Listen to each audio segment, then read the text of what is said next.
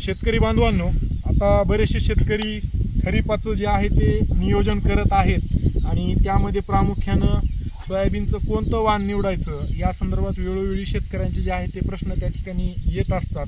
यावर्षी आपण सगळं पाहतोय, टी व्हीवर असेल, वर्तमानपत्रामध्ये किंवा शास्त्रज्ञ सुद्धा सांगतायत की यावेळेस अल निनोचा जो आहे तो प्रभाव आपल्या या मराठवाडा, महाराष्ट्र असेल किंवा भारतावर जो आहे तो त्या ठिकाणी राहणार आहे. आणि मग अशा विपरीत परिस्थितीमध्ये आपण कुठल्या प्रकारचे हवामान अनुकूल सोयाबीनचे वाण आपण लागवड केली पाहिजे, जेणेकरून प्रतिकूल हवामानामध्ये आपलं नुकसान पण झालं नाही पाहिजे आणि शाश्वत जे आहे ते त्या ठिकाणी उत्पादन सुद्धा आपलं भेटलं पाहिजे. तर या अनुषंगाने आपण या ठिकाणी चर्चा करणार आहे. आपल्यासोबत आहेत महाबीजचे कृषी प्रक्षेत्र अधिकारी आदरणीय सचिन दस साहेब आहेत. साहेबांचा खूप मोठा म्हणजे सोयाबीन बियाणे साखळीमध्ये खूप मोठा असा अनुभव त्यांचा आहे. मार्केटिंग असेल किंवा बीजोत्पादनाच्या ह्याच्यामध्ये खूप त्यांचं जे आहे ते त्यामध्ये त्यांचं खूप मोठा वास्ट अनुभव आहे.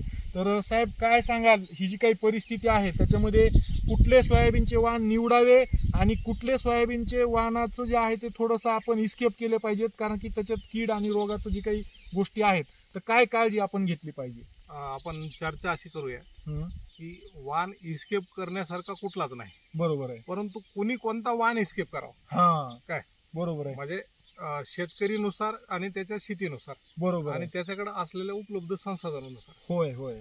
अशा वाणाविषयी आपण चर्चा करणं बरोबर. गरजेचं आहे. कारण होय. ज्याला जे पाहिजे हो, तो त्याच्या मानसिक लहरीप्रमाणे ती खरेदी करणारच असतो. बरोबर आहे. परंतु आपल्याला त्याला मदत व्हावी या व्हावी. दृष्टिकोनातून आपण एक साधं किंवा बारीक त्याच्यावर चर्चा येणारे करू. कीड रोग हा. आणि त्याच्या अनुषंगाने काय हा. प्रिकॉशन घ्यायचं Yes, असेल yes, तर yes. तुम्ही घ्या, हा. पण प्रिकॉशन काय घ्यावे? आता बघा, हा. सर्वात महत्वाचं म्हणजे आता माझी शेती मराठवाड्यात आहे, तुमची पण हो. मराठवाड्यामध्ये.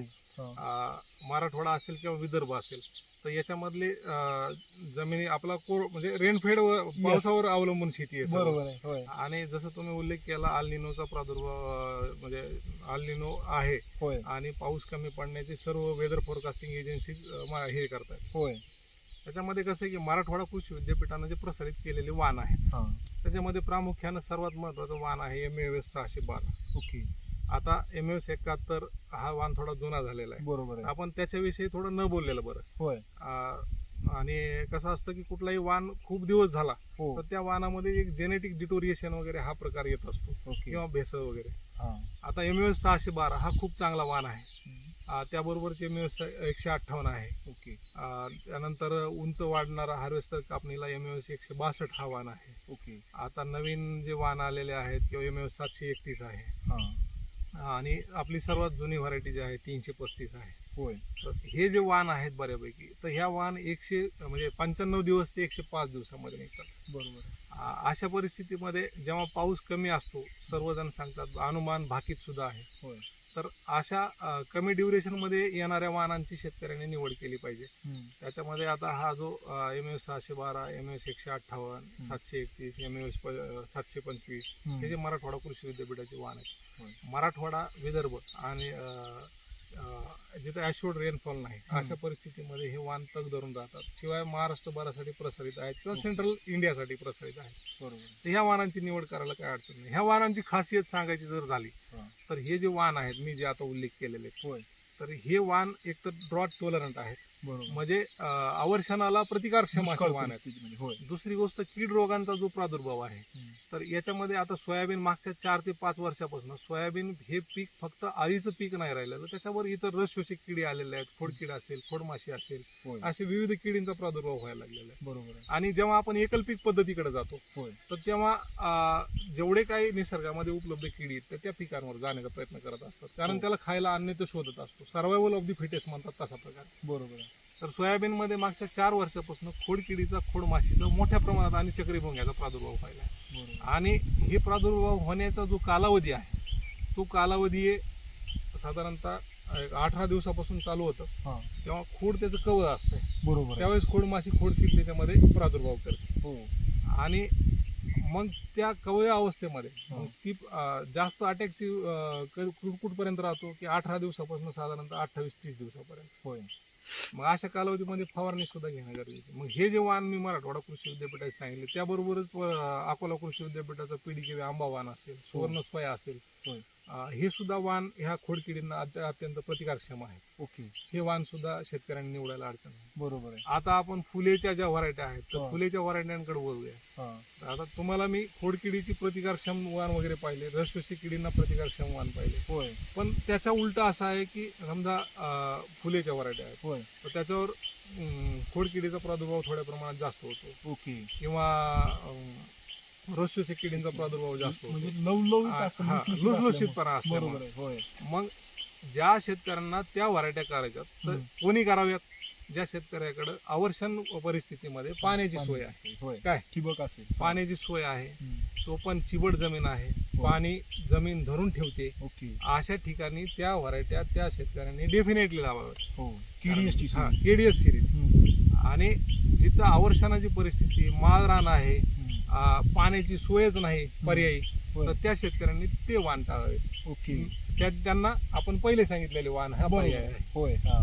परंतु ज्याच्याकडे पाणी आहे, हा. जो शेतकरी प्रगतशील आहे, तो हो. फवारणी करू शकतो वेळेमध्ये. हा. कारण शेतीमध्ये कोणतीही गोष्ट वेळेत जर केली तर त्याला लय महत्व आहे. बीज प्रक्रिया एक महत्वाचा विषय आणि घेतला. बीज प्रक्रिया तर आहेच. होय. बीज प्रक्रिया तुम्हाला कीटकनाशकाची जी बीज प्रक्रिया आहे हा. तर ते वार्डन सारखं जे बुरशीनाशक थायमेथॉक्झाम असलेला घटक थायमेथॉक्झाम प्लस ॲझोक्स्ट्रॉबिन रोको Yes.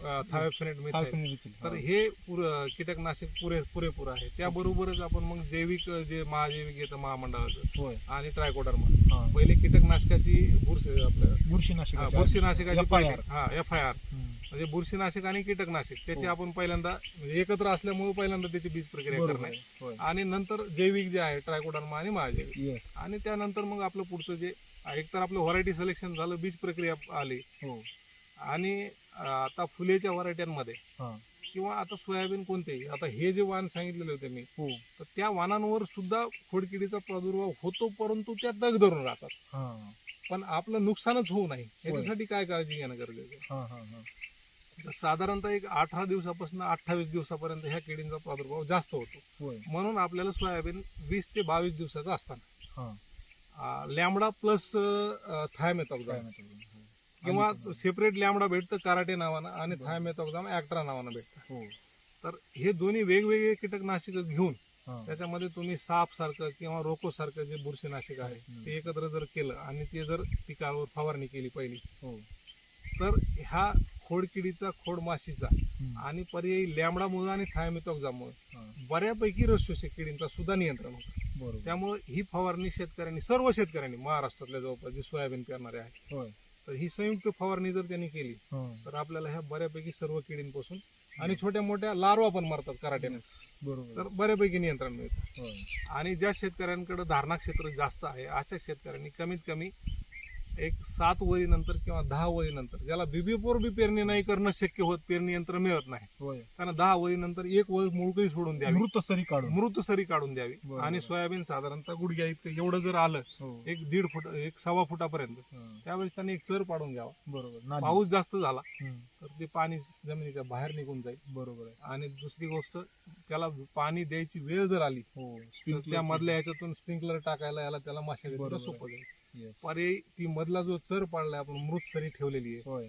तर सोयाबीन साधारणतः 40 दिवसाच्या पुढे गेलं तर कोणाची हिंमत होत नाही सोयाबीनच्या प्लॉट मध्ये शिरायची. बरोबर आहे. आणि नेमकं त्यावेळेस सोयाबीनवर फवारणीची गरज असते. खरं आहे. काय? होय. आणि तेव्हा एकतर बऱ्याचशा व्हरायट्या आहेत, होय. फुलोऱ्यामध्ये असतात, काही चक्रीभुंगा. शेंगा सोडलेल्या असतात, होय. तेव्हा चक्रीभुंग्याचा प्रादुर्भाव होतो. बरोबर आहे. आणि शेंग सोडताना वादीवर त्याच्या काळे डाग येणे, रेड स्पॉट रसचा प्रॉब्लेम येणे, स्मट, हा.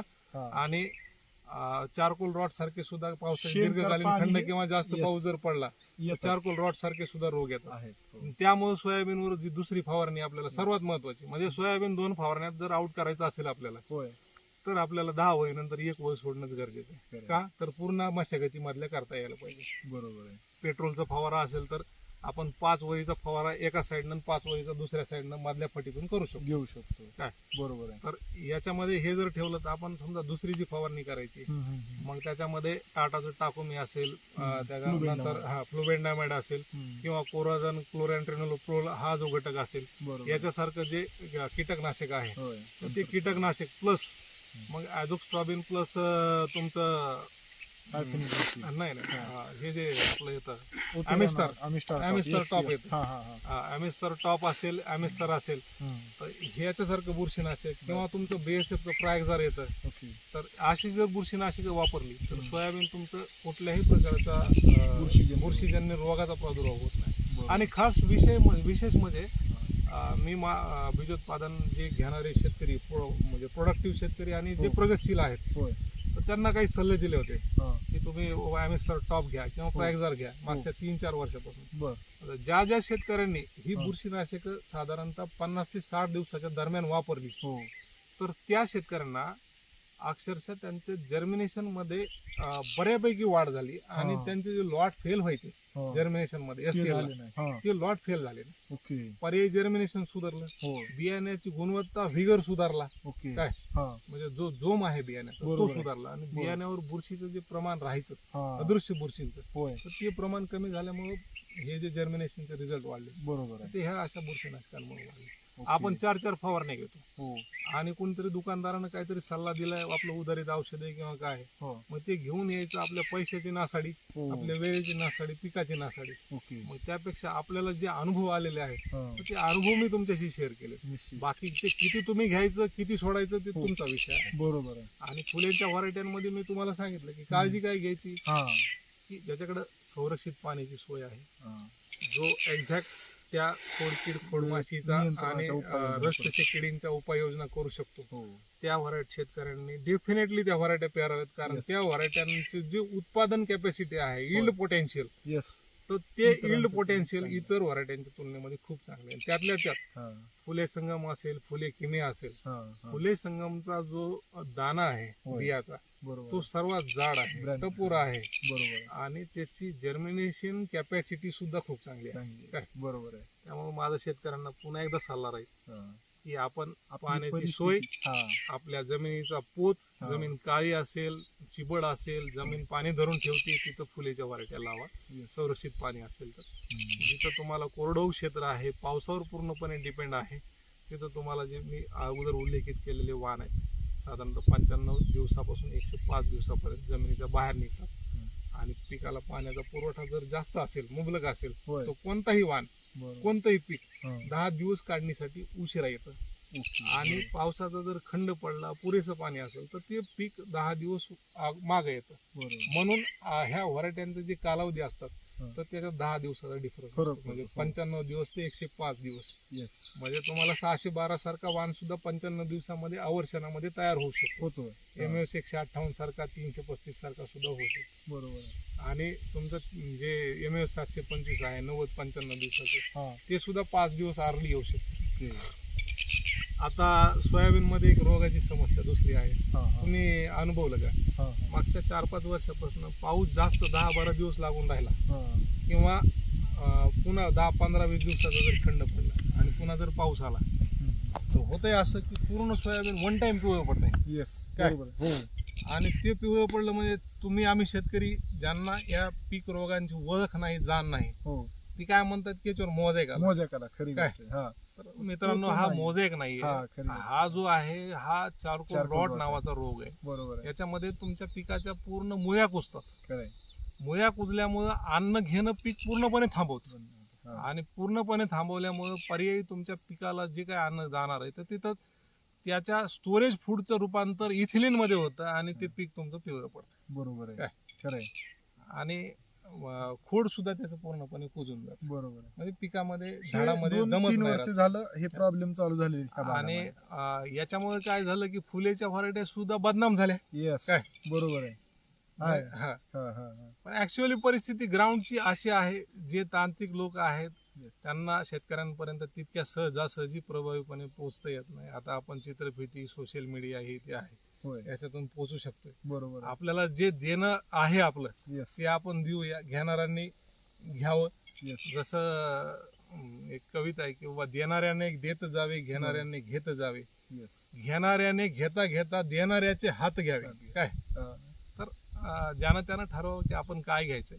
परंतु मला वाटतं मी माझा तांत्रिक अनुभव प्लस शेतीतला अनुभव आपल्याशी शेअर केला. निश्चित. केळकर साहेब, तुम्ही निश्चित. सुद्धा वेळ काढला त्याच्याबद्दल तुमचाही आभार आहे. धन्यवाद सर. एकदम तुमचे ग्राउंड लेवलचे अनुभव तुम्ही सांगितले, तर शेतकरी बांधवांना विनंती राहील की साहेबांनी ज्या ज्या बाबी, तांत्रिक बाबी सांगितलेल्या आहेत, तर त्याचा निश्चित आपण अवलंब करावा. आणि सर्व शेतकरी बांधवांना पुढील खरीप हंगामाच्या अनुषंगाने जे आहे ते शुभेच्छा.